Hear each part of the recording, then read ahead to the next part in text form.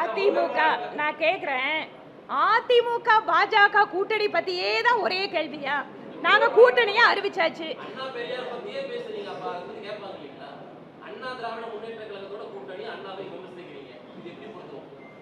இங்க பாருங்க,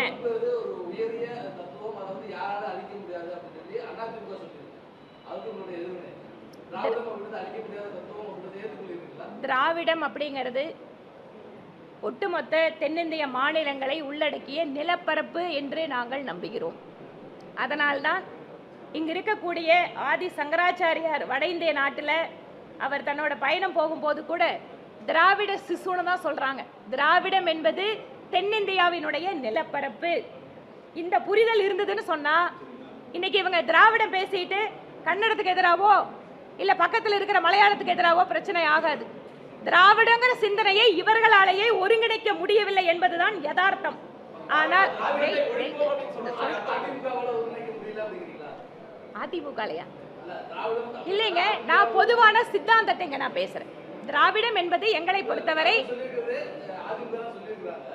இல்ல, திராவிடம் என்பது நிலப்பரப்பு. இங்க வாழக்கூடிய மக்கள், இந்த நிலப்பரப்பில் வாழக்கூடிய மக்கள் திராவிடர்கள்.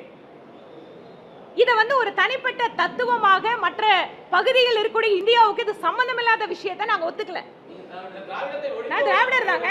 இது என்னங்க இது சந்தேகம்? நீங்களும் திராவிடர் தான், நானும் திராவிடர் தான். பாருங்க, எல்லாம் கொண்டிருக்கவங்க எல்லாரும் திராவிடர் தான். 5 பேர் 5 மொழி பேசுறோம். கன்னடா, மலையாளம், தெலுங்கு, தமிழ் எல்லாரும் சேர்ந்து திராவிடர்னு சொல்றோம்.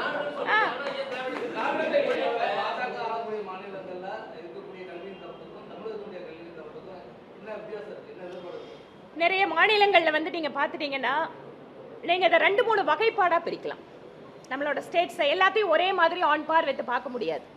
நீங்க உத்தரப்பிரதேசம், பெங்கால், ஒடிசா இந்த மாதிரியான மாநிலங்கள்ல கல்விக்கான கட்டமைப்பு அப்படிங்கிறது காங்கிரஸ் கட்சி ஆட்சி செய்த ரொம்ப காலத்துல அடிப்படை கட்டமைப்புகளை ஏற்படுத்தல. இப்பதான் அது கொஞ்சம் கொஞ்சமா சரியாயிட்டு இருக்கு. நம்ம ஃபார்ச்சுனேட்லி தமிழ்நாடு இல்ல கர்நாடகத்தோட ஒரு பார்ட், மகாராஷ்டிராவில் ஒரு சில பார்ட், இந்த மாதிரி இடங்கள் எல்லாமே அடிப்படை கட்டமைப்புகள் நீண்ட காலமாக இங்க ஏற்படுத்தப்பட்டு இருந்தது. அதற்கு காரணம் போனோம்னா அது ஒரு மிகப்பெரிய ஒரு டிஸ்கஷன் வரும்.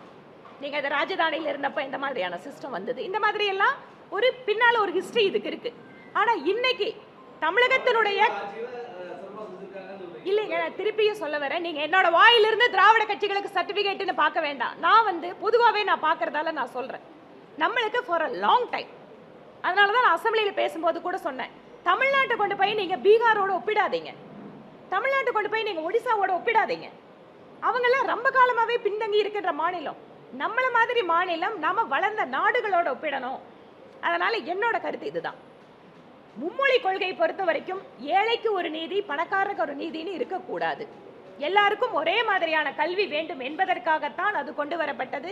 அது மட்டுமல்ல, நீங்க புதிய தேசிய கல்விக் கொள்கையில தொழிலோடு இணைந்த கல்வி, அந்தந்த பகுதிகளுக்கு ஏற்ற மாதிரியான கல்வி என்று பல்வேறு புதிய அம்சங்கள் இருக்கு. இது எல்லா கல்வியாளர்களும் வரவேற்கிறார்கள்.